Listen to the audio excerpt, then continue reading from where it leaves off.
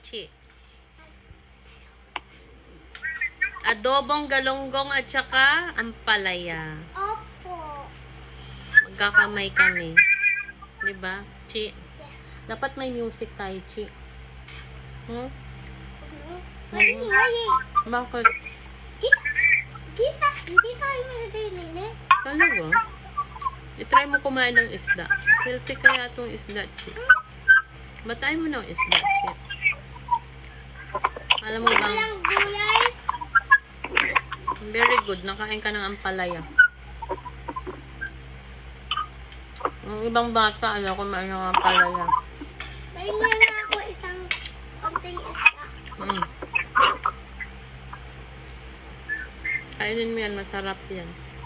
Ba't yung labot? Eh, syempre. Hintay pa. May tinik ko. Pakain. Ha? Basta may tinik ko sa akin. Oo.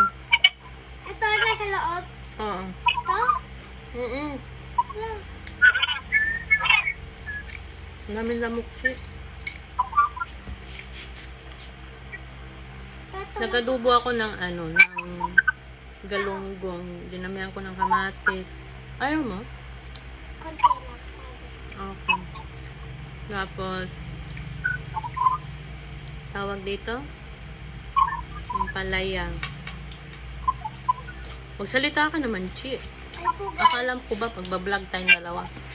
Ano po ba? Aeroplane po kami. Mm. Umagang-umaga po. Good morning po sa inyo. Mm. Ay lang. Ikaw naman. Ano nangyari sa school mo? Ba't ang aga ng uwi mo? Wala kasi teacher ko eh. Ano, teacher mo? Bakit? Ay, magsalita. Kasi malalaman nila hindi. Akala ko ba, doon ka galing sa school, tas wala pala teacher mo. Ayan, umuwi ka? Wala, totoo talaga. Hmm? Hindi talaga pumasok ako. Tapos? Ay. Sa palulong isda, no? Akala ko ba, hindi masarap. Tapos isa na naman. Lagi mo na lang ako nilulukot, Che. Busin mo yung gulay mo, ah. Kasi ang batang kumakain ng gulay, tatalino. Naputi po